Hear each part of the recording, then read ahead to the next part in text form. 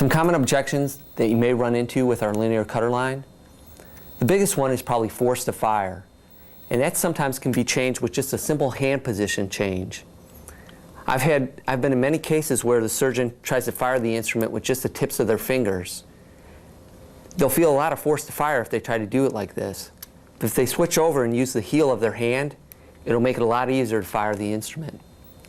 Another common objection closely related to this is the new sharper blade that our competitor's instrument has. The way to try to combat this is that our blade has a 440 stainless steel blade, and compared to a simple disposable blade that's in our competitor's product. Another issue that our competitors bring up is cross-contamination of the instrument. The way you want to handle this is with talking about our drivers and the driver rebuttal.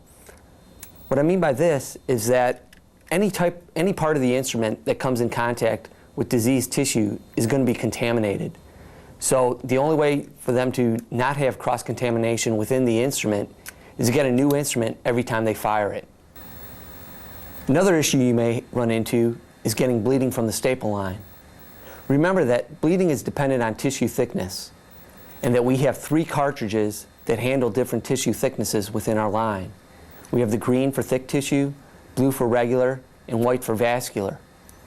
So a way that you may be able to combat this is that if they ran into bleeding with a blue load, step them down to the white load and see if that doesn't help you out.